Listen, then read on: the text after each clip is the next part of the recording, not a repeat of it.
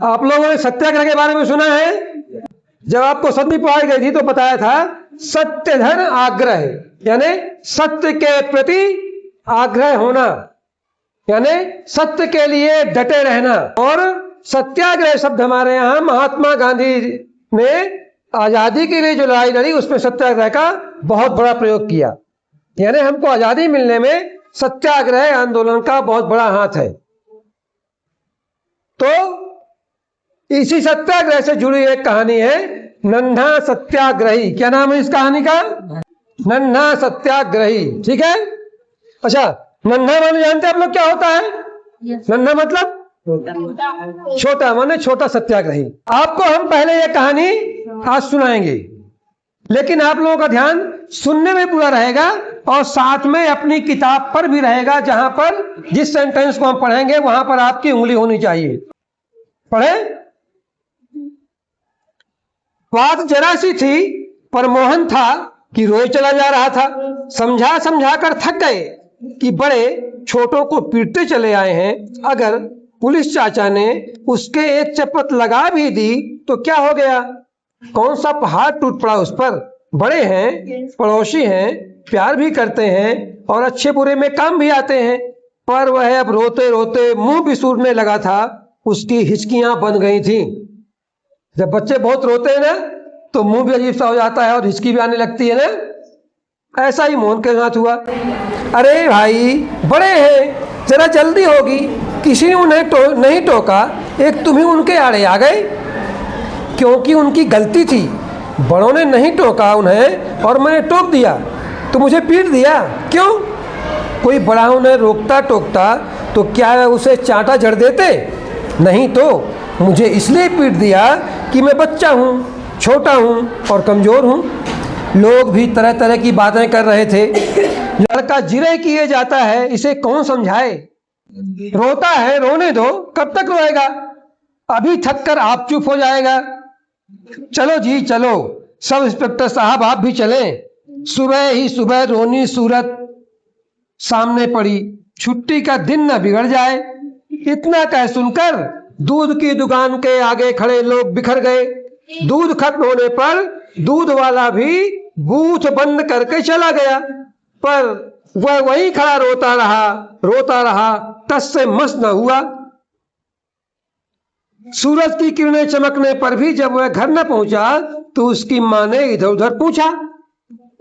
पड़ोस के गुल्लू ने सारी बात बतलाई। सुनकर मां उस बूथ के पास गई तो वह उनसे लिपट गया, हिचकियां भरकर रोने लगा। मां ने भी वही कहा जो सबने कहा था। अरे बेटा, बड़े हैं, बाप बराबर, तनिक चपत याद दिया तो क्या हो गया?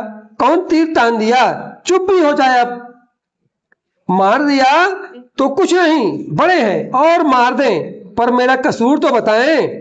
बप्पा को कारखाने में यूनियन वालों ने मारा, वो अस्पताल में पड़े हैं, उनका कोई कसूर होगा, पर मुझे क्यों मारा? मेरी क्या गलती थी? क्या कसूर था? अब जिद मत कर, तूने दूध भी नहीं लिया। तेरे बप्पा को अस्पताल नाश्ता देने जाना है, तुझे याद नहीं? मैं नहीं जाऊंगा, कहीं नहीं जाऊंगा। जाऊंगा तो पुलिस चाचा के घर। मान भी जा बेटे, मैं उनसे कह दूंगी कि आगे से ऐसा सुलूक न करें बच्चों के साथ। पर जो 2 चांटे मुझे जड़ दिए उनका क्या? उनका क्या? अब चुप भी हो ले, नहीं तो मैं भी लगा दूंगी। चल, तो तुम भी क्यों चूको?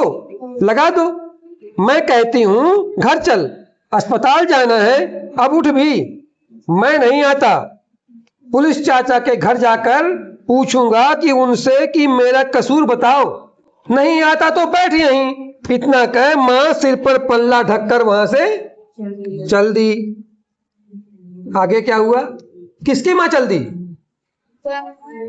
मोहन की, है ना? मतलब मोहन ने मां की बात भी नहीं मानी। अभी पूरी बात आपको समझ में नहीं आ रही होगी ना कि क्यों ऐसा हुआ, है ना? चलिए। ट्रेन ट्रेन ट्रेन घंटी सरसराई। थोड़ी देर बाद दरवाजा खोला तो पाया भीगी आंखें लिए सामने मोहन खड़ा है। उसे देखकर शेर सिंह सकपकाए और मोहन बोला फिर, चाचा आपने मुझे क्यों मारा? मेरा क्या कसूर था?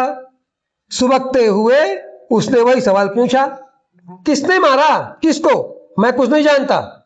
आपने मारा मुझे, आखिर क्यों मारा? जा, मारा तो मारा, दफा हो जा यहां से, नहीं तो और पिट जाएगा। चल खिसक। वह गरजे। कौन गरजे? शेर सिंह गरजे। मारो और मारो, पर मैं नहीं जाऊंगा जब तक आप यह नहीं बताएंगे कि मेरा कसूर क्या था। वह भी थोड़ा कड़क कर बोला। अब आसपास के घरों की मुड़ेरों से 10-5 चेहरे उभर आए। देखा, बरामदे के सामने मुंह बिसूरता मोहन खड़ा है और अपने बरामदे में झल्लाए शेर सिंह। ऐसा होता है ना, किसी घर में कुछ होने लगा तो आसपास के घरों के लोग फटाक से अपना सिर निकाल लेते हैं। कुछ छत से झांकेंगे, कुछ थोड़ा दरवाजा खोल के झांकेंगे। होता है ना, जहां घनी बस्तियां होती हैं वहां ऐसा खूब होता है। किसी घर में थोड़ी शोर होने लगे ना तो सारे लोग बोले या कोई कुछ नहीं, लेकिन थोड़ा थोड़ा मुंह निकाल के झांकने शुरू कर देंगे। पता करने की कोशिश करेंगे कि आखिर होता क्या है, हो क्या रहा है। जाएगा भी यहां से या तो एक चपत खाकर ही टलेगा। आप जो चाहें करें, जब तक मेरा कसूर नहीं बताएंगे मैं यहां से नहीं जाऊंगा। अजीब उजड ढीठ लड़का है, एक पड़ोसी ने कहा।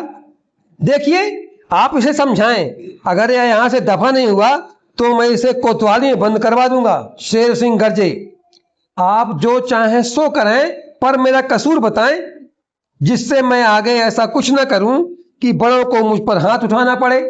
मोहन बोला, अभी तो बस इतना कर कि यहां से दफा हो जा, नहीं तो वह भन्नाए। सच पड़ोस का लिहाज है, वरना इस बच्चों को वह सबक सिखाता कि। शेर सिंह थोड़ा कुड़कर बोले, परसों ही वे नायक से तरक्की लेकर असिस्टेंट सब इंस्पेक्टर बने थे। मैंने प्रमोशन हुआ था। मैं सबक सीखने ही आया हूं। आप मुझे बताएं कि कतार तोड़ने वाले को टोकना कोई पाप है?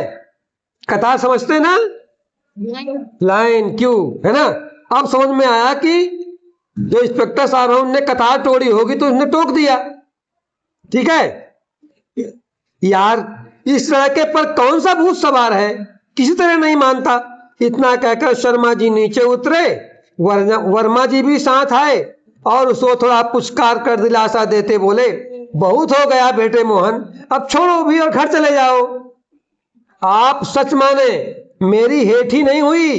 अगर चाचा ने पीट दिया और लगा दे 2-4, पर बताएं तो कि आखिर क्यों मारा मुझे।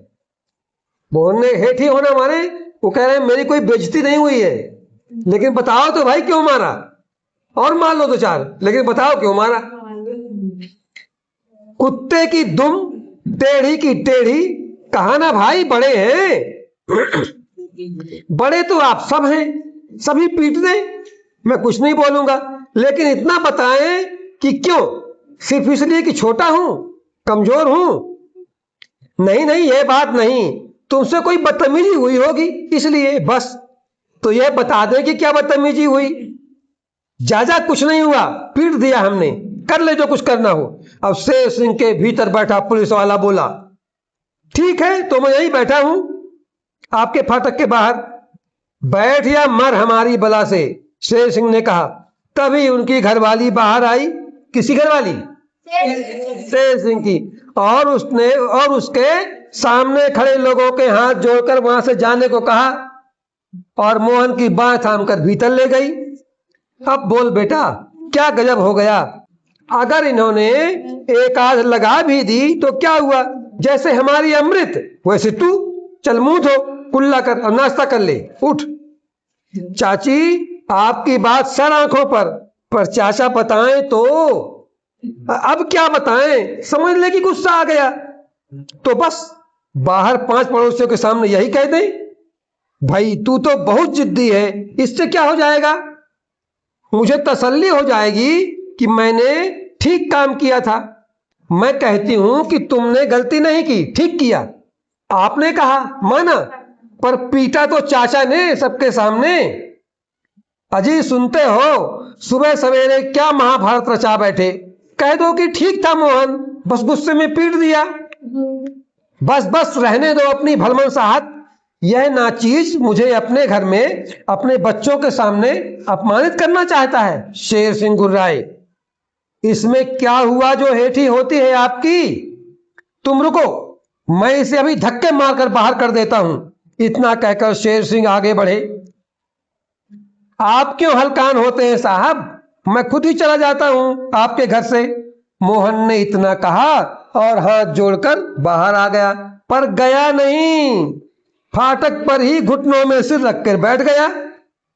उधर शेर सिंह जी अपनी पुलिस की नई वर्दी पहनकर तैयार होने लगे। नहीं क्यों? क्योंकि अभी सब इंस्पेक्टर बने थे ना, प्रमोशन हुआ था। सुनिए, वह लड़का अभी तक फाटक पर डटा है। कह दो कि गुस्सा आ गया था।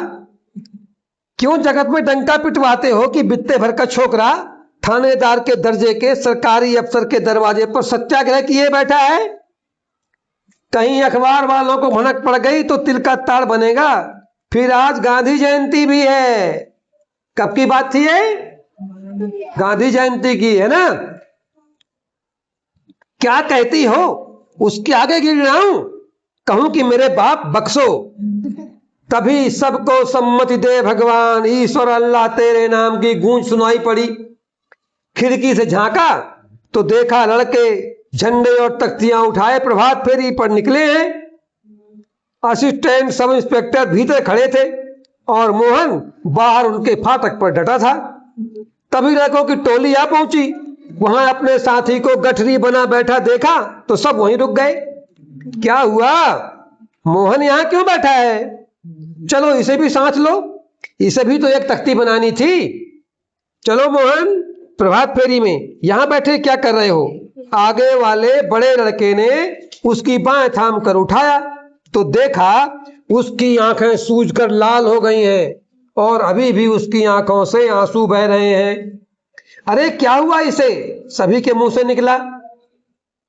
तभी एक लड़के ने, जो सुबह दूध लेने आया था, सारी बात बताई और कहा कि मोहन सुबह से इस बात पर अड़ा है कि इंस्पेक्टर साहब बताएं कि उसने ऐसा क्या कसूर किया था जो उन्होंने उसे पीट दिया।